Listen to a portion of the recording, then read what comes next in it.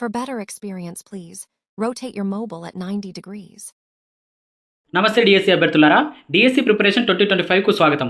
Super fast revision class start చేయడానికంటే ముందుగా మీరు మన ఛానల్కి ఫస్ట్ టైం వచ్చినట్టయితే కనుక ఖచ్చితంగా సబ్స్క్రైబ్ చేసుకుని వీడియోను కంటిన్యూ చేయండి. ఎందుకంటే మన ఛానల్ ద్వారా ఏపీ డిఎస్సి ఎస్జిటికి సంబంధించినటువంటి అన్ని మెథడ్స్ మరియు కంటెంట్కి సంబంధించిన షార్ట్ రివిజన్ నోట్స్ను పీడిఎఫ్ రూపంలో అతి తక్కువ ధరకే అందిస్తున్నాం. ఇప్పటికే 6 మెథడ్స్ మరియు సోషల్ సైన్స్ కంటెంట్, విద్యా దృక్పథాలు, సైకాలజీ, ఎస్జిటి వాళ్లకు రెడీగా ఉంది. మొత్తం 10 సబ్జెక్టులు కలిపి ఒక్కొక్క సబ్జెక్టు 20 నుంచి 25 పేజీల్లో పూర్తయ్యేటట్టుగా తయారు చేశాం. మొత్తం 10 సబ్జెక్టులు కలిపి 125 పేపర్లు మాత్రమే ఉన్నాయి. ఈ పీడిఎఫ్ల ఖరీదు కూడా చాలా తక్కువ, అంటే 250కి అందుబాటులో ఉంది. అంటే ఒక్కొక్క సబ్జెక్టు 25 రూపాయలు మాత్రమే ఉన్నట్టు లెక్క. అతి తక్కువ పేజీల్లో నోట్స్ ప్రిపేర్ చేయడం వల్ల వీటి ద్వారా మీరు చాలా ఫాస్ట్గా రివిజన్ కంప్లీట్ చేయవచ్చు. రోజుకు 25 పేపర్లు కంప్లీట్ చేసినా కూడా 5 రోజుల్లో మొత్తం 10 సబ్జెక్టులను రివిజన్ చేయవచ్చు. షార్ట్ నోట్స్ పీడిఎఫ్లు ఎలా ఉంటాయి అని తెలుసుకోవాలనుకుంటే మన ఛానల్లో చాలా వీడియోస్ ఉంటాయి, ఒకసారి చూడండి. ఇంకా మన ఛానల్ ద్వారా ఈ పీడిఎఫ్లను బేస్ చేసుకొని మనం ఇలాంటి సూపర్ ఫాస్ట్ రివిజన్ క్లాసులు ఫ్రీగా ప్రతి సబ్జెక్టు కూడా ప్రతిరోజు జరుగుతూ ఉంటాయి. ఇవి మీకు టైం వేస్ట్ చేయకుండా, మీ ప్లాన్ను డిస్టర్బ్ చేయకుండా, మీరు నిద్రపోయే ముందు కానీ, భోజనం చేసే సమయంలో కానీ వినడానికి, రివిజన్ చేసుకోవడానికి అనుకూలంగా ఉంటాయనే ఉద్దేశంతో చేస్తున్నాం. ముఖ్యంగా గృహిణులు, ఉద్యోగస్తులు, ఒంటరిగా ప్రిపేర్ అయ్యే వాళ్ళు, వీళ్ళందరూ కూడా రోజువారీ పనులు చేసుకుంటూ ఈ క్లాసులు వినడం ద్వారా చాలా ఫాస్ట్గా వాళ్ళు రివిజన్ చేయడానికి ఉపయోగకరంగా ఉంటుంది. కాబట్టి ఖచ్చితంగా మన ఛానల్ను సబ్స్క్రైబ్ చేసుకొని ఈ వీడియోను కంటిన్యూ చేయండి. ఇక లేట్ చేయకుండా మనం వీడియోలోకి వెళ్ళిపోదాం.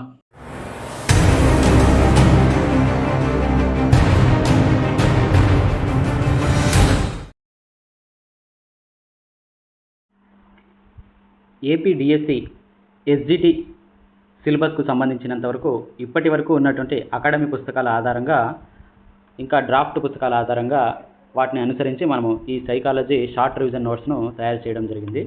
అయితే ఇది మొత్తం ఎన్ని పేజీల్లో ఉంటుందంటే, మొత్తం ఇది A3 సైజులో 6 పేజెస్లో మనం తయారు చేయడం జరిగిందనమాట. ఈ A3 సైజ్ అంటే మనకి పాఠశాల పుస్తకాలు ఏవైనా తీసుకున్నప్పుడు వాటి ఓపెన్ చేస్తే ఎంత సైజు ఉంటుందో అంత సైజులో ఉంటుందన్నమాట A3 పేపర్ సైజు.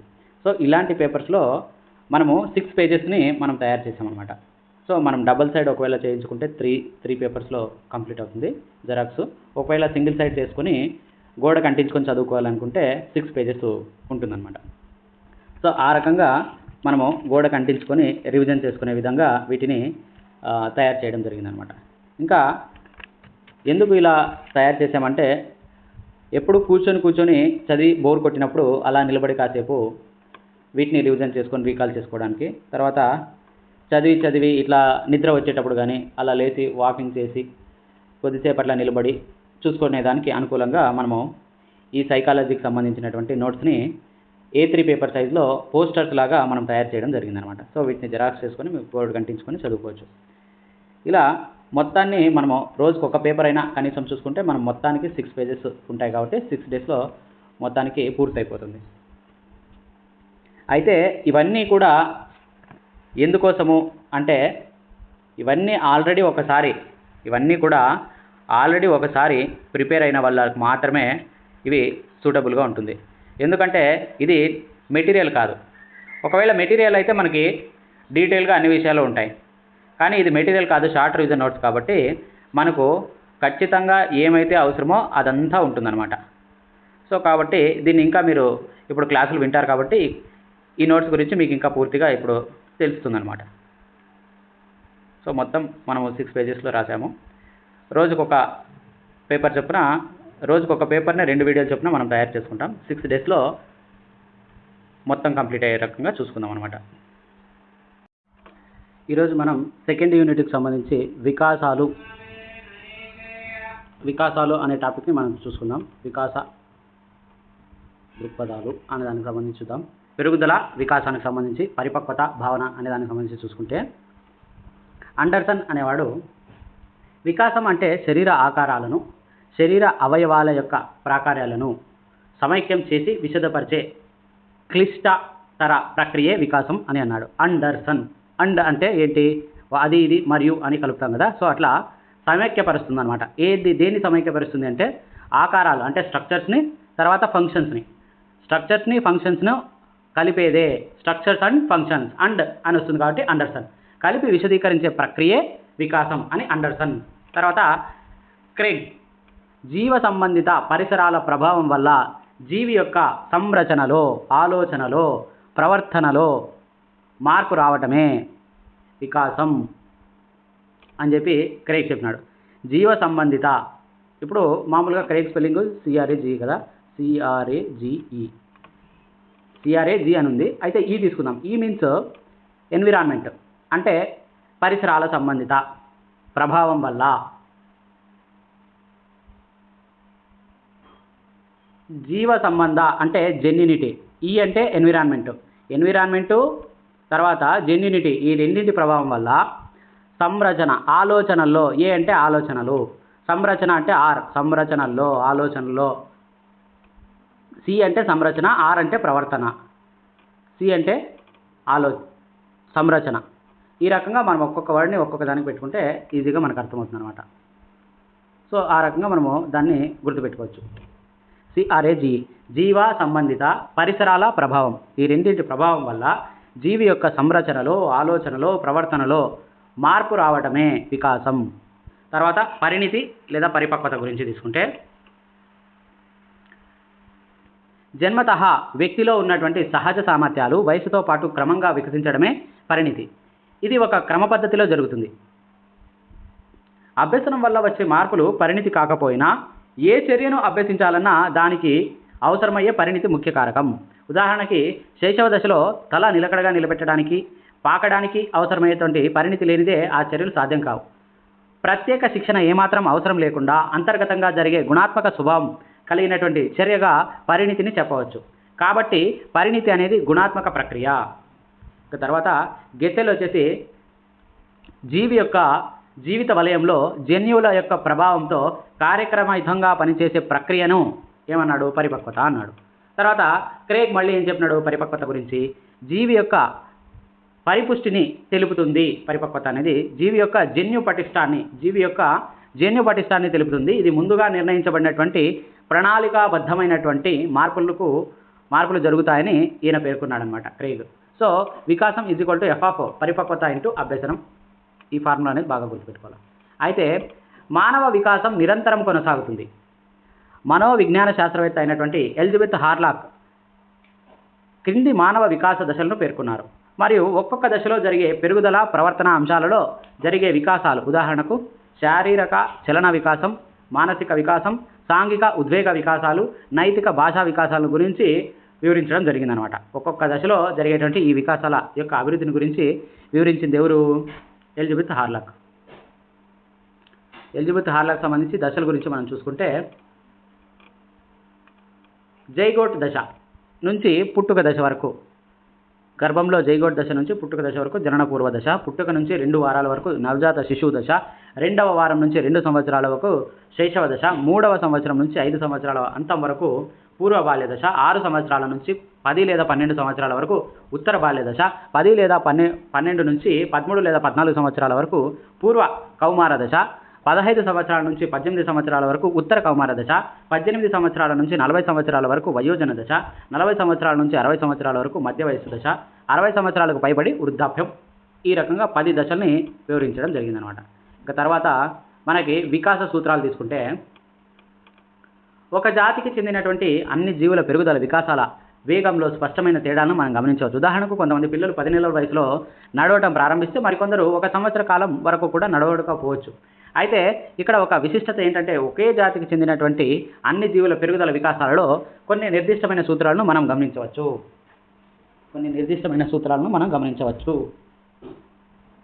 తర్వాత అవేంటంటే, వికాస సూత్రాలు ఒక్కొక్కటిగా చెప్పుకుంటే, వికాసం అవిచ్ఛిన్నంగా కొనసాగుతుంది. అంటే విచ్ఛిన్నం లేకోకుండా నిరంతరంగా కొనసాగే ప్రక్రియ. సూక్ష్మకణంగా మొదలయ్యి అది కొనసాగుతూనే ఉంటుంది. తర్వాత 2వ పాయింట్, వికాసం ఒక ఖచ్చితమైనటువంటి నమూనాను అవలంబిస్తుంది. అంటే ఇది తిన్నగా క్రమబద్ధంగా ఒక ఫార్మాట్ని కలిగి ఉంటుందన్నమాట. వేగంలో తేడాలు ఉన్నప్పటికీ అది ఒకే నమూనాగా కొనసాగుతుంది. మనిషిలో భాషా వికాసం ముద్దు పలుకులు, తర్వాత సంభాషణ, తర్వాత క్లిష్టమైన భాష, ఈ ఫార్మాట్ ఉంటుంది కదా, ఇదే ఫార్మాటే మనుషులందరిలో కూడా ఉంటుందన్నమాట. అది ఖచ్చితమైన నమూనాను అవలంబిస్తుంది అని చెప్పచ్చు. తర్వాత పెరుగుదల వికాసం అన్ని దశలలో ఒకే విధంగా సాగదు.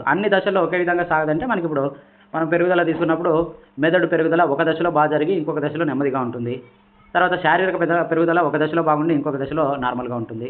ఈ రకంగా చెప్పుకోవచ్చు అనమాట. అది పెరుగుదల వికాసం అనేది అన్ని దశల్లో ఒకే విధంగా సాగదు. తర్వాత వికాసంలో వైయక్తిక భేదాలు ఉంటాయి. అంటే ఉదాహరణకు ఒక శిశువు 5 నెలల వయసులో పాకడం ప్రారంభిస్తే మరొక శిశువు 6 నెలలకి పాకవచ్చు. ఒక శిశువు 10 నెలలకే మాట్లాడడం స్టార్ట్ చేస్తే ఇంకొక శిశువు సంవత్సరమైనా మాట్లాడకపోవచ్చు. ఇదే విధమైన భేదాలు మనం మానసిక, సాంఘిక, ఇతర వికాసాలలో కూడా మనం గమనించవచ్చు. తర్వాత వికాసం ఒక ఖచ్చితమైన దిశగా సాగుతుంది. వికాసం అనేది ఒక ఖచ్చితమైన దిశగా సాగుతుంది. ఇందులో 2 సూత్రాలు ఉన్నాయి. అది ఒక శిరఃపాదాభిముఖ సూత్రం ఒకటోది, తర్వాత సమీప దూరస్థ దిశ అనేది ఇంకోటి.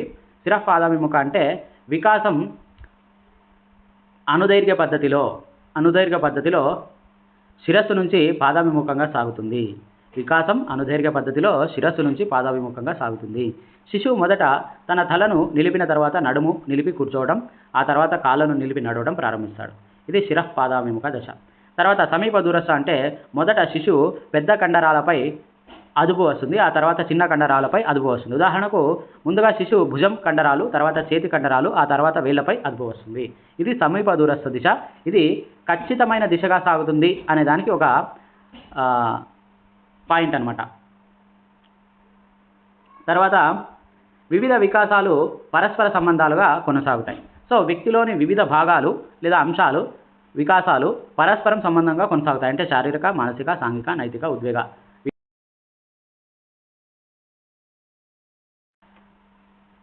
వివిధ వికాసాలు పరస్పర సంబంధాలుగా కొనసాగుతాయనే దాంట్లో భాగంగా మానసిక వికాసం సాంఘిక వికాసం మీద ఆధారపడవచ్చు, లేదా సాంఘిక వికాసం మానసిక వికాసం మీద ఆధారపడవచ్చు.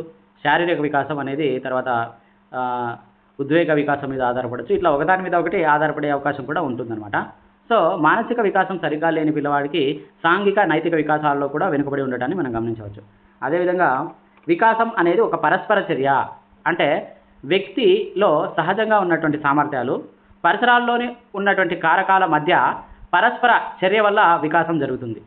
ఏ దశలోనైనా వ్యక్తి అనువంశికత వల్ల ఉన్నటువంటి సామర్థ్యాలను ఆధారంగా పరిసరాల్లో జరుపుతున్నటువంటి ప్రతిచర్యల వల్లనే ఆ వ్యక్తి మూర్తిమత్వ నిర్మాణం ఉంటుంది. అంటే ఇక్కడ వికాసం ఒక పరస్పర చర్య అంటే ఏంటి అంటే అందులో అనువంశికత వల్ల వచ్చినటువంటి ప్రభావాలు ఉంటాయి, అదేవిధంగా పరిసరాల ప్రభావాలు కూడా ఉంటాయి.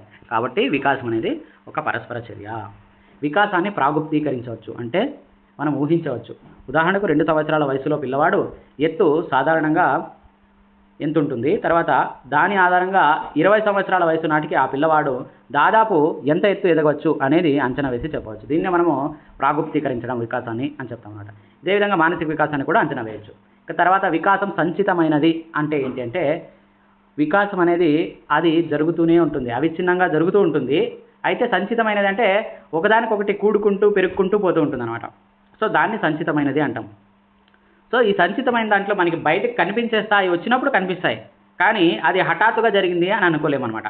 అంటే ఇప్పుడు మనకి ఒక ట్యాంకులో నీళ్లు ఉంటాయనుకోండి, నీళ్లు నిండుతాయి అనుకోండి. సో ట్యాంకులో నీళ్లు నిండేదంతా మనకు కనపడదు.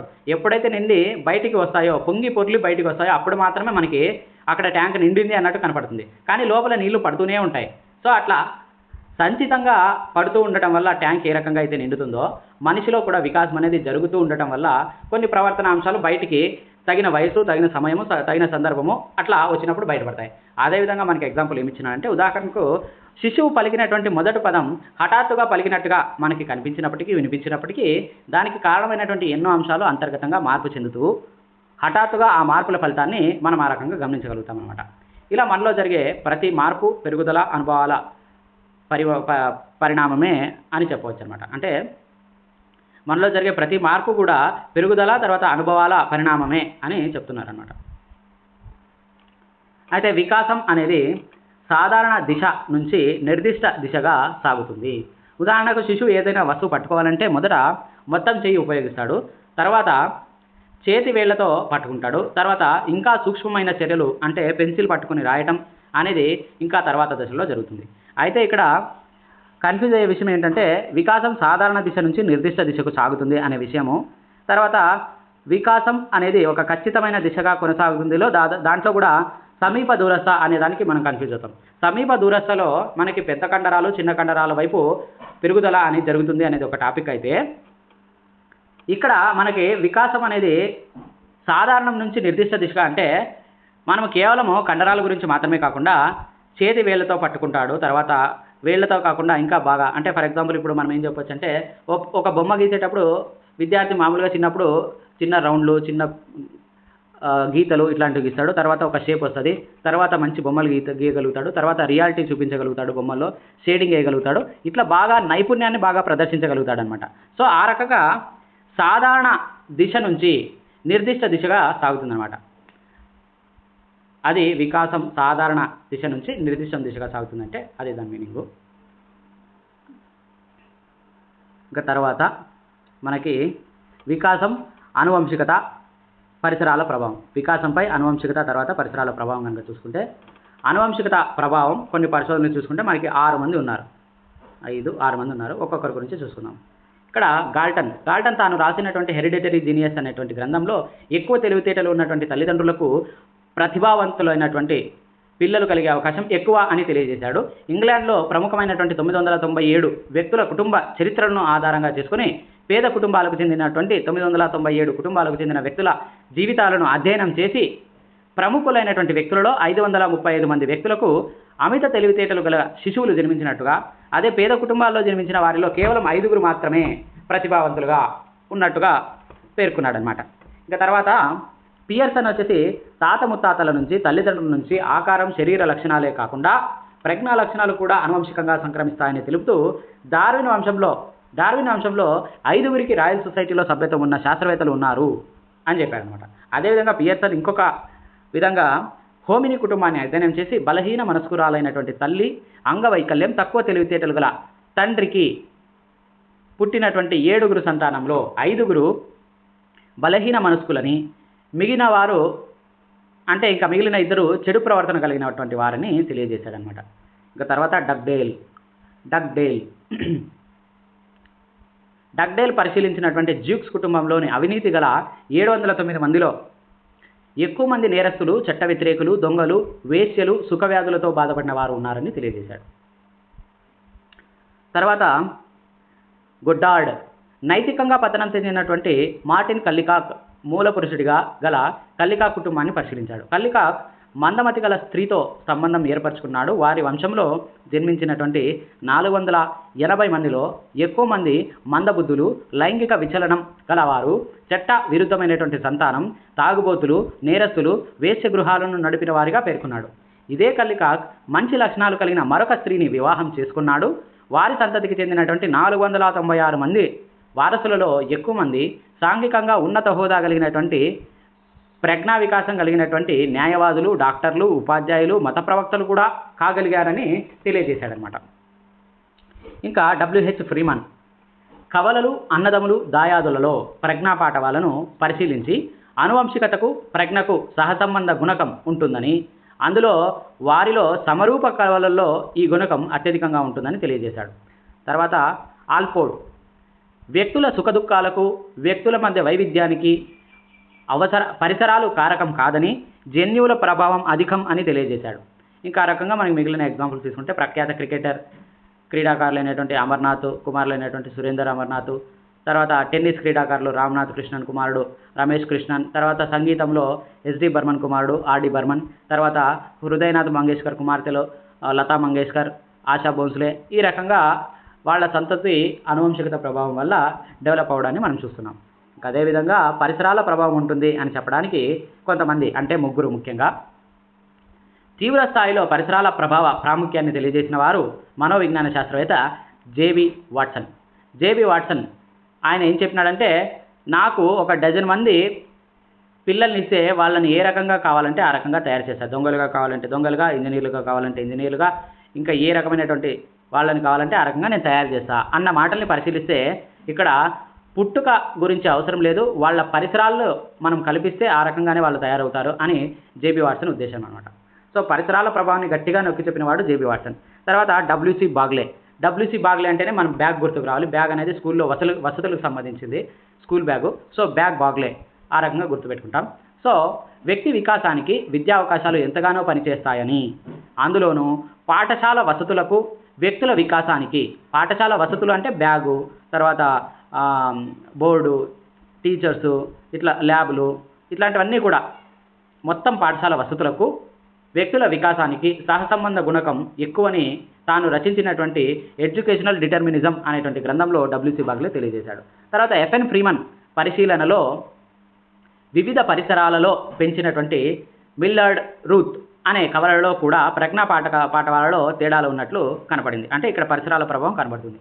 తర్వాత గోర్డన్ పడవ నడిపే పిల్లలను, జిప్సీ పిల్లలను గమనించి వారిలో చిన్న వయసులో ఉన్నప్పుడు ప్రజ్ఞాలబ్ధి ఎక్కువగా, పెరిగే కొద్దీ ప్రజ్ఞాలబ్ధి తక్కువగా ఉన్నదని తెలియజేశాడు. దీనికి బట్టి పాఠశాల వాతావరణానికి దూరమైన కొద్దీ వికాస స్థాయి తగ్గినట్టుగా తెలుస్తుంది.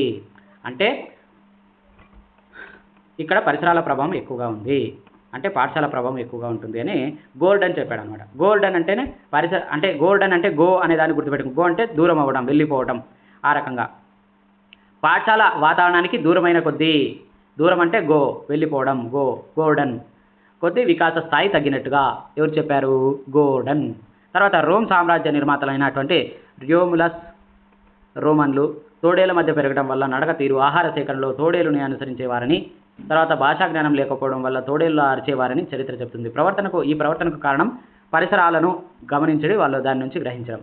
తర్వాత 1920లో బెంగాల్ అడవుల్లో తోడేళ్ల మధ్య పెరుగుతున్నటువంటి అమల కమల అనేటువంటి కవలలు వారి ప్రవర్తన పరిశీలిస్తే తోడేళ్ల ప్రవర్తన లాగే ఉండేదని, దానికి కారణం కూడా పరిసరాలే అని తెలుస్తుంది.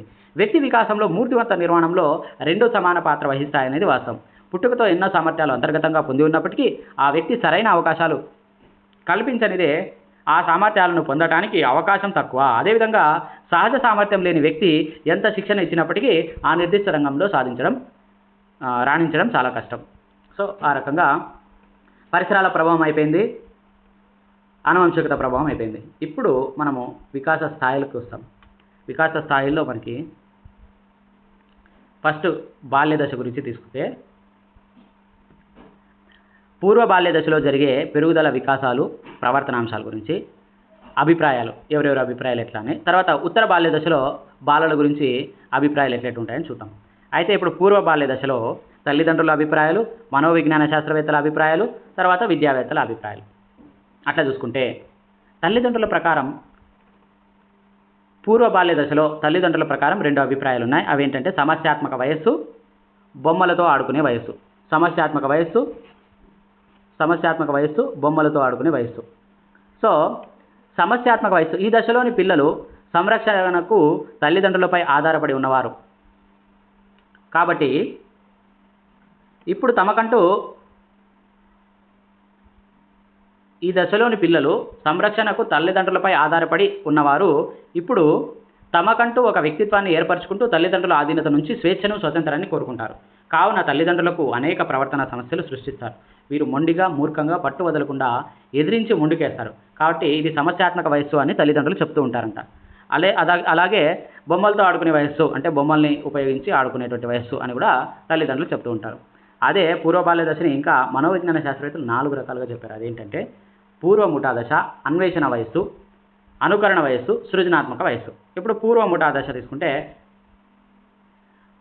మనము ఉత్తర బాల్య దశని ముఠా దశ అంటే, పూర్వ బాల్య దశని పూర్వ ముఠా దశ అంటాం. కాబట్టి పిల్లల సాంఘిక ప్రవర్తనకు ఈ దశ పునాది వంటిది. ఈ దశలో పిల్లలు ఇతరులతో కలిసి ఆడుకోవటం, తమ ఆట వస్తువులను బొమ్మలను ఇతరులతో పంచుకోవడం ప్రారంభిస్తారు. సో ముఠా దశకి ఇది ముందుగా ఉన్నటువంటి దశ అనమాట. కాబట్టి పూర్వ ముఠా దశ అంటాం. తర్వాత అన్వేషణ వయస్సు అంటే పిల్లలు తాము ఉన్న పరిసరాలలో అనేక విషయాలను గురించి పరిశోధించడం ప్రారంభిస్తారు. ఎందుకు, ఎలా, ఏమి, ఎవరు అనే మొదలగు ప్రశ్నలతో శోధించడం ఆరంభిస్తారు. అనుకరణ వయస్సు మూడోది. పెద్దల వేష భాషలను, ఆహారపు అలవాట్లను, ఇంటిలోని ఆచార వ్యవహారాలను అనుకరిస్తారు. తర్వాత సృజనాత్మక వయస్సు. ఈ దశలోని పిల్లలు తాము ఆడుకునే ఆట వస్తువులతో సృజనను జోడించి ఆడుకుంటారు. ఇది పూర్వ బాల్య దశకు సంబంధించి మనోవిజ్ఞాన శాస్త్రవేత్తల అభిప్రాయం. ఇప్పుడు విద్యావేత్తల అభిప్రాయం ఏంటంటే పాఠశాలకు పోవడానికంటే ముందున్న వయసుని పూర్వ ప్రాథమిక పాఠశాల వయసు అంటాం. సో పూర్వ ప్రాథమిక పాఠశాల వయసు అనేది పూర్వ బాల్య దశలో ఉంటుందన్నమాట. సో విద్యావేత్తల అభిప్రాయం ప్రకారం పూర్వ ప్రాథమిక పాఠశాల వయస్సు. Pre primary school age. ఈ దశలోని పిల్లలకు శారీరక అవయవాల మధ్య సమన్వయం, భౌతిక, మానసిక, సాంఘిక, ఉద్వేగ వికాసాలకు కావాల్సినటువంటి తర్ఫీదుకు అనుకూలమైనటువంటి వయస్సుగా లేక దశగా గుర్తించారు. అందుకే ఈ దశను అభ్యసనానికి సంసిద్ధమయ్యే వయస్సుగా గుర్తించారు. ఈ దశలోని పిల్లలు ప్లే స్కూల్లో, అంగన్వాడీ, బాల్వాడీలో ఉండవలసినటువంటి వయస్సుగా పేర్కొన్నారు.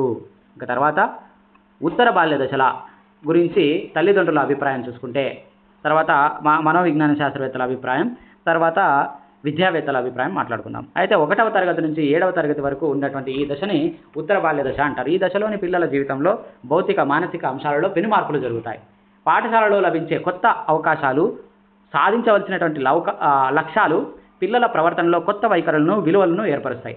మనోవిజ్ఞాన శాస్త్రవేత్తలు ఈ దశలో జీవితంలో మొట్టమొదటి మెట్టుగా అభిప్రాయపడ్డారు. ఈ దశను జీవితంలోని మొదటి మెట్టుగా అభిప్రాయపడ్డారు. దీన్ని ఉత్తర బాల్య దశను జీవితానికి మొదటి మెట్టుగా అభిప్రాయపెట్టారు. ఎవరు? మనోవిజ్ఞాన శాస్త్రవేత్తలు. తర్వాత ఇప్పుడు తల్లిదండ్రుల అభిప్రాయం చూసుకుంటే 3 రకాలుగా చెప్పినారు. ఇంతకుముందు అయితే పూర్వ బాల్య దశలో తల్లిదండ్రుల అభిప్రాయం రెండే. ఒకటి సమస్యాత్మక వయస్సు, రెండోది బొమ్మలతో ఆడుకునే వయస్సు. కానీ ఇక్కడ తల్లిదండ్రుల అభిప్రాయం ఏముంది? 3 రకాలుగా ఉంది. అది సమస్యాత్మక వయస్సు అంటే ఇక్కడ కూడా సమస్యను సృష్టిస్తూనే ఉంటారు. తర్వాత సోమరి వయస్సు, తర్వాత జగడుగొండ్లు. సో ఇక్కడ సమస్యాత్మక వయసులో మాట వినరు, వారు చెప్పిన విషయాలను చెయ్యరు, తర్వాత తమ స్నేహితుల మాటకే ప్రాధాన్యత ఇస్తారు, తర్వాత తల్లిదండ్రులకు చికాకు పరుస్తారు, వ్యాకులతకు ఆందోళనకు ఏర్పరుస్తారు. తర్వాత సోమరి వయస్సు అంటే ఈ దశలోని పిల్లలు శుభ్రత లేని, ఒక క్రమబద్ధం లేని సోమరులుగా ఉంటారు. తల్లిదండ్రుల అభిప్రాయం ఇది. సో జగడగొండ్లు అంటే తల్లిదండ్రుల అభిప్రాయం ఏంటంటే ఎప్పుడు కొట్లాడుతుంటారు అనేటువంటి కంప్లైంట్స్ ఎక్కువగా వస్తుంటాయి. ఇంట్లో పిల్లలు అన్నదమ్ములతోనూ అక్క చెల్లెలతోనూ పాఠశాలలో తమ తోటి విద్యార్థులను పోట్లాడుతూ ఉంటారు. ఇది తల్లిదండ్రుల అభిప్రాయం ప్రకారం 3 రకాలు. అదేంటంటే సమస్యాత్మక వయస్సు, సోమరి వయస్సు, జగడగొండ్లు. తర్వాత మనోవిజ్ఞాన శాస్త్రవేత్తల అభిప్రాయం ప్రకారం 4 రకాలుగా ఉంటుంది. 4 అభిప్రాయాలు వ్యక్తపరిచారు. ఒకటి ముఠా వయస్సు, అనుసరణ వయస్సు. ఇంతకుముందు అనుకరణ వయస్సు, పూర్వ ముఠా వయస్సు అన్నాం. ఇక్కడ అనుసరణ వయస్సు, ముఠా వయస్సు అని చెప్తున్నాం. తర్వాత సృజనాత్మక వయస్సు అక్కడ ఉంది, ఇక్కడ ఉంది. తర్వాత అక్కడ అన్వేషణ వయస్సు ఉంది, ఇక్కడ వచ్చేసి క్రీడా వయస్సు ఉందన్నమాట. సో ఇప్పుడు ముఠా వయస్సు అంటే సమవయస్కులతో ఆమోదించబడేవారుగా, స్వీకరించబడేవారుగా ఉండాలని కోరుకుంటారు. సమూహంలో సభ్యులుగా ఉండాలనుకుంటారు. అదేవిధంగా అనుకరణ వయస్సు అంటే కనుక వారున్నటువంటి సమూహంలోని నియమ నిబంధనలు, మాటల తీరును, తోటి పిల్లల ప్రవర్తనను సంఘీభావంతో అనుసరిస్తారు. తర్వాత సృజనాత్మక వయస్సు. ఇక్కడ అనుకరణకి అనుసరణకి తేడా ఏంటంటే, అనుకరణ అంటే యాజ్ ఇట్ ఈజ్గా ఎదుటి వాళ్ళు ఏం చేస్తే దాన్నే చేయాలి అని అనుకోవడం. ఒక వాయిస్లో కానీ ఒక పనిలో కానీ ఏదైతే ఉందో యాజ్ ఇట్ ఈజ్గా దాన్నే చేయడం, అంటే కాపీ కొట్టడాన్ని ఏమంటామంటే అనుకరణ అంటాం. అనుసరణ అంటే అక్కడ ఉన్నటువంటి థీమ్ని వీళ్ళ స్టైల్లో వీళ్ళు చేయడాన్ని అనుసరణ అంటాం అనమాట. సో పూర్వము బాల్య దశలో అయితే అనుకరణ ఉంటుంది, ఉత్తర బాల్య దశలో అయితే అనుసరణ ఉంటుంది. అయితే సృజనాత్మక వయస్సు తీసుకుంటే పిల్లల సృజనాత్మక వికాసానికి కావాల్సినటువంటి పరిస్థితులు లభించినప్పుడు వీరి సృజనాత్మక కూడా వికసిస్తుంది. పాఠశాలలో డ్రాయింగ్, డ్రామాలు, పాటలు, కవితలు చదవటం, డ్యాన్సులు వేయటం ఇట్లాంటి కార్యక్రమాల్లో వీళ్ళు ముందుండి క్రియాత్మకంగా, సృజనాత్మకంగా బిహేవ్ చేస్తారనమాట. తర్వాత క్రీడా వయస్సు అని కూడా అంటారు దీన్ని, ఉత్తర బాల్య దశని. అయితే క్రీడా వయస్సు అని ఎందుకు అంటున్నాం? అభ్యసించే విషయాలు విద్యా సాధన కొరకు అనేక కృత్యాలు చేయడంలో, అభ్యసించే విషయాల విషయంలో కానీ, విద్యా సాధన కొరకు అనేక కృత్యాలు చేయడంలో కానీ, క్రీడలు, ఆటలు ఆడటంతో ఇలాంటి అనేక విషయాల్లో ఆసక్తి చూపుతారనమాట. కాబట్టి దీన్ని క్రీడా వయస్సు అంటారు. ఇంకా విద్యావేత్తల ప్రకారం ఇది పాఠశాల వయస్సు చెప్పుకున్నాం. ఇంతకు ముందుది పూర్వ ప్రాథమిక పాఠశాల వయస్సు అయితే ఇది పాఠశాల వయస్సు. ప్రాథమిక పాఠశాలలో చేరి విద్యా సాధనకు కావాల్సినటువంటి కనీస సామర్థ్యాలను సాధించడానికి ప్రయత్నిస్తారు. వీరు పాఠ్యాంశాలకు తగిన కృత్యాలు నిర్వహణలో, హోంవర్క్ చేయడంలో ఇష్టతను కనబరుస్తారని చెప్పి విద్యావేత్తల అభిప్రాయం. ఇంకా క్లిష్టతర వయస్సు అంటే తమ సామర్థ్యాలకు అనుగుణంగా విద్యా విషయాలను సాధించడంలో ఆసక్తి, పిల్లలకు సాధనా ప్రేరణ ఉపాధ్యాయులు కల్పించినప్పుడు, అంటే ఆ ఆసక్తిని, సాధనా ప్రేరణని ఉపాధ్యాయులు పిల్లలకి కల్పించినప్పుడు కొందరు ఎక్కువ సాధనని కనబరుస్తారు. నిరుత్సాహపరిచే ఏం జరుగుతుంది? పిల్లలు తక్కువ సాధన కనబరుస్తారు. కాబట్టి ఈ వయసు క్లిష్టతర వయస్సు. ఉపాధ్యాయులు ఎల్లప్పుడూ కూడా వీళ్ళని ప్రోత్సహిస్తూనే ఉండాలి, కానీ తిట్టడం, చేయడం, అవమానించడం, నిరుత్సాహపరచడం చేయకూడదు. ఈ రకంగా మనం 3 టాపిక్లు చెప్పుకున్నాం, 4 టాపిక్లు చెప్పుకున్నాం. అందులో మనకి ఫస్ట్ పరిపక్వత, వికాసం గురించి చెప్పుకున్నాం, వికాస లక్షణాల గురించి చెప్పుకున్నాం, తర్వాత వికాసంలో అనువంశికత, పరిసరాల ప్రభావం చెప్పుకున్నాం, తర్వాత బాల్య దశ గురించి అభిప్రాయాలు, తర్వాత తల్లిదండ్రులు, మనోవిజ్ఞాన శాస్త్రవేత్తలు, విద్యావేత్తల అభిప్రాయాలు బాల్య దశలో, పూర్వ బాల్య దశకి, ఉత్తర బాల్య దశకి సంబంధించిన అభిప్రాయాల గురించి చెప్పుకున్నాం. ఇప్పుడు నెక్స్ట్ వచ్చేసి మనము మైలురాళ్ళు, విపత్తుల గురించి మాట్లాడి ఆ రకంగా అదేవిధంగా మనం ఇంకా శారీరక వికాసం, సాంఘిక వికాసం, ఇట్లా వికాసాలకి ఉద్వేగ వికాసం, ఈ రకంగా మనం ముందుకెళ్దాం.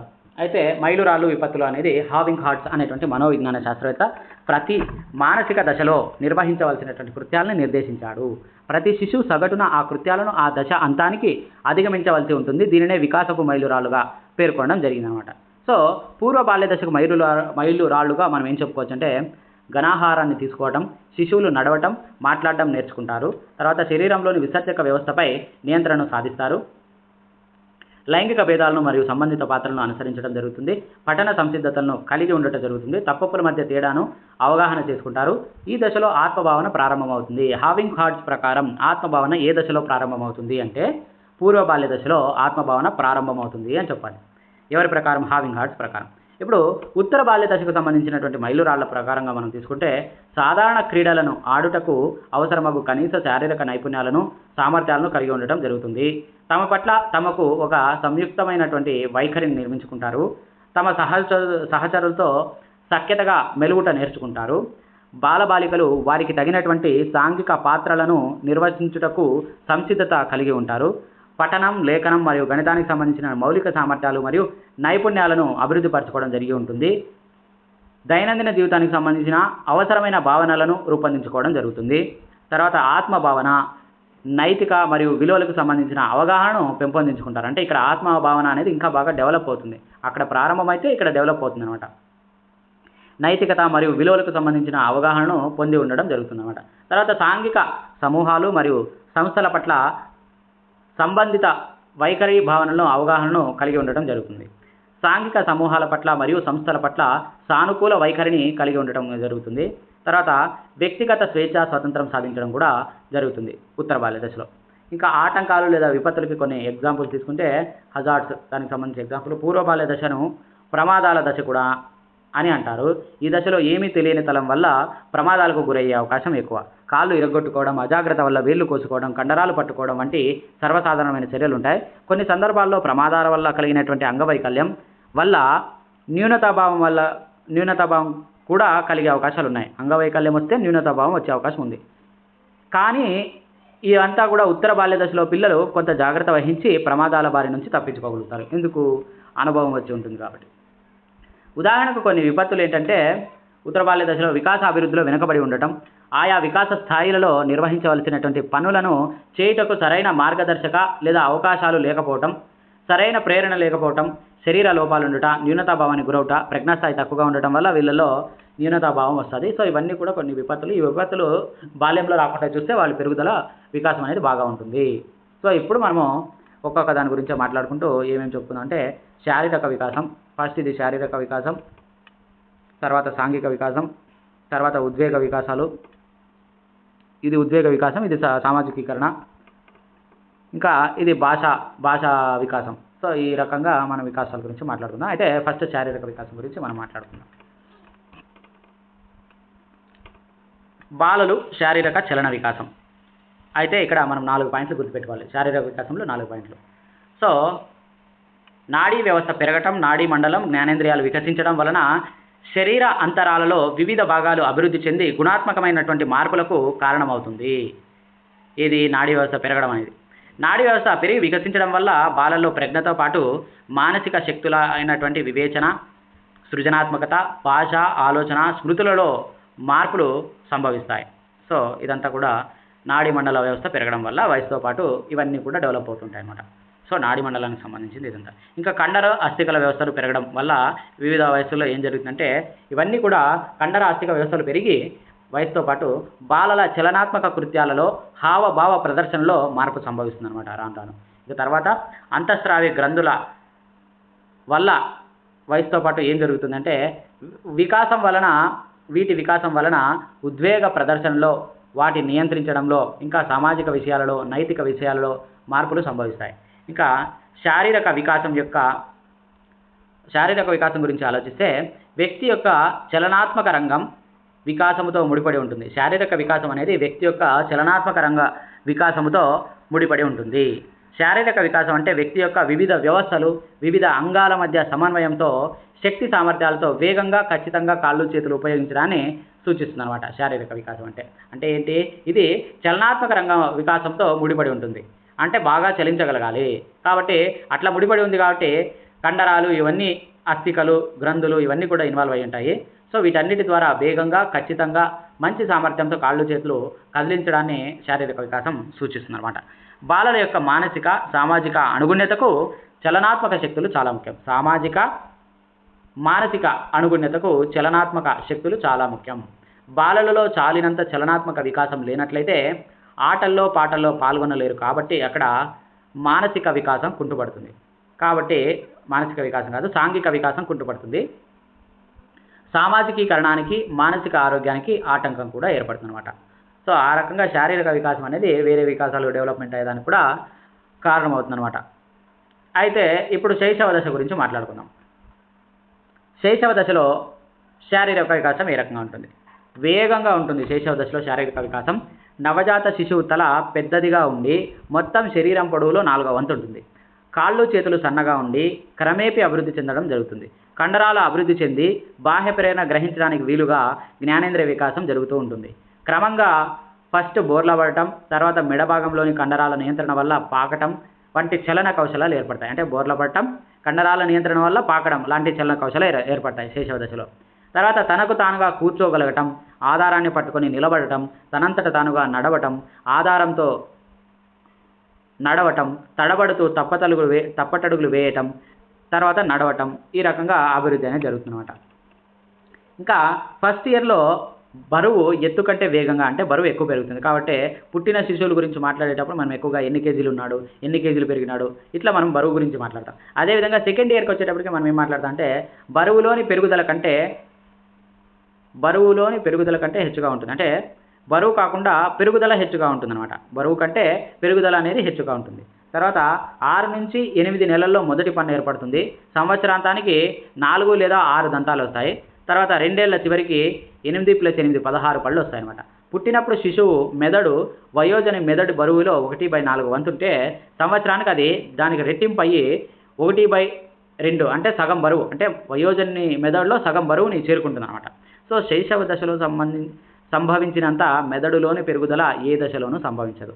ఇంకా జ్ఞానేంద్రియ వికాసం కూడా ఈ దశలోనే అధికంగా ఉంటుంది. ముందుగా చూపు, వినికిడి సంబంధించినటువంటి జ్ఞానేంద్రియాలు, క్రమంగా స్పర్శ, గ్రహణ లేదా గ్రాణ జ్ఞానేంద్రియాలు అభివృద్ధి చెందుతాయి.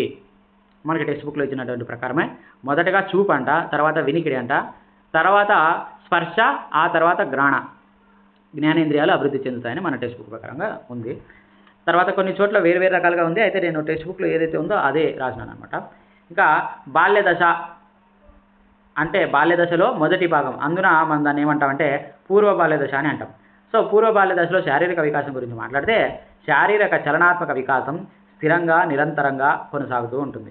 శరీర అవయవాలన్నీ సరైన అనుపాతంలో పెరుగుతూ ఎముకలు గట్టిపడి కండరాల నియంత్రణ అధికమవుతుంది.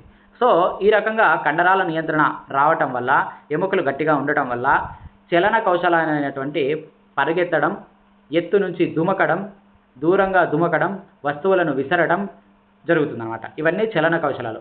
అయితే చతురస్రాకారంలో ఉండేటువంటి మొండెము దీర్ఘ చతురస్రాకారంగా మారి సన్నగా పొడవుగా మారుతుందన్నమాట. పాలదంతాలలో చివరి 4 అంటే 16 ఇంతకు ముందే ఉంటాయి, ఇప్పుడు చివరి 4 ఏర్పడి దాదాపు 20 అవుతాయి. సో తర్వాత కొన్ని హస్త నైపుణ్యాలు, కొన్ని కాలి నైపుణ్యాలు చూస్తే స్వయంగా తినటం, బట్టలు వేసుకోవడం, తల దువ్వుకోవడం వంటి హస్త నైపుణ్యాలు, 3 చక్రాల సైకిల్ తొక్కడం వంటి కాలి నైపుణ్యాలు అభివృద్ధి చెందుతాయి. నైపుణ్యాలు అనేవి పూర్తిగా శారీరక వికాసం జరగకపోవటం వల్ల తరచుగా ప్రమాదాలకు గురయ్యే అవకాశం ఉంటుందన్నమాట. కాబట్టి వివిధ శారీరక అవయవాలు గట్టిపడడం, కండర నియంత్రణ, చలన సమన్వయ వికాసం అనేది ఇక్కడ అవసరం అనమాట. తర్వాత బాల్య దశలోని 2వ భాగంలో అంటే ఉత్తర బాల్య దశలో ఏం జరుగుతుందంటే పూర్వ బాల్య దశతో పోలిస్తే పెరుగుదల తక్కువే ఉంటుంది, కానీ శాశ్వత దంతాలు వస్తాయి. అయితే కౌశలాలు ఏంటివి? బొమ్మలు వేయటం, బొమ్మలకు రంగులు వేయటం, తోట పని చేయటం, మట్టితో వస్తువులను తయారు చేయటం, ఆటలు ఆడటం వంటి కౌశలాలు బాగా అభివృద్ధి చెందుతాయి. శారీరక పట్టుత్వం వస్తుంది, దృఢత్వం వస్తుంది. కాబట్టి దీనికోసం ఏం చేయాలంటే శారీరక ఆరోగ్యం కోసము అలా రావాలంటే శరీరం ఆరోగ్యంగా ఉండాలి. దానికోసం మంచి పౌష్టికాహారం, వ్యాధి నిరోధక మందులు తీసుకొనిన బాలల శారీరక పెరుగుదల బాగా బలంగా ఉంటుందన్నమాట. ఉద్వేగ అస్థిరత్వానికి లోనటువంటి బాలల కంటే శాంతంగా, సున్నితంగా ఉన్నటువంటి పిల్లలు శారీరకంగా, మానసికంగా ఆరోగ్యంగా ఉంటారు. అదేవిధంగా ప్రతిభావంతులైనటువంటి బాలలు సగటు కంటే తక్కువ ప్రజ్ఞ ఉన్నటువంటి బాలల కంటే పొడవుగా, బలంగా ఉంటారు. తర్వాత లైంగిక వికాసంలో అబ్బాయిల కంటే 1 లేదా 2 సంవత్సరాల ముందుగానే ఉంటారు. ఇంకా అబ్బాయిలు అమ్మాయిల కన్నా ఎత్తులో, బరువులో కొద్దిగా తక్కువగా ఉంటారంట. తర్వాత విద్యా విషయక ప్రాధాన్యత చూసుకుంటే శారీరక పెరుగుదల గురించి శరీర చలనాత్మక వికాసాలకు తగిన శ్రద్ధ వహించాలి. ఇక్కడ ఇదంతా మనము ఇంటి దగ్గర పూర్వ ప్రాథమిక పాఠశాల దశ కాబట్టి ఇక్కడ ఇంటి దగ్గర చలనాత్మక వికాసాలకి శ్రద్ధ వహించాలి. పిండి బడులు, తర్వాత నర్సరీ స్కూళ్ళల్లో ఇక్కడ చలనాత్మక వికాసాలకి శ్రద్ధ వహించాలి. సక్రమమైన ఆహారాన్ని ఇవ్వాలి. వ్యాధుల నుంచి బాలలను రక్షించాలి. దానికోసం టీకాలు ఇవ్వాలి. బాలలకు సరైన వ్యాయామం, ఆటలు ఉండాలి. క్రమబద్ధంగా వైద్య తనిఖీలు చేయించి వైద్య సలహాలు తీసుకోవాలి. డ్రామాలు, డ్యాన్సులు, పాటల పోటీలు, కరాటే, యోగాసనాలు, ధ్యానం లాంటి కార్యక్రమాలు ప్రవేశపెట్టడం వల్ల మొత్తం శారీరక వికాసంలో అన్ని దశల్లో కూడా మనకి శరీరం బాగా కంట్రోల్లో, బాగా ఆరోగ్యంగా, బాగా దృఢంగా ఉండేటువంటి అవకాశం ఉంటుందన్నమాట. ఇంకా తర్వాత క్లాస్లో మనము మిగిలినటువంటి సాంఘిక వికాసము, భాషా వికాసము, ఉద్వేగ వికాసము, నైతిక వికాసాలు దీని గురించి మాట్లాడుకుందాం.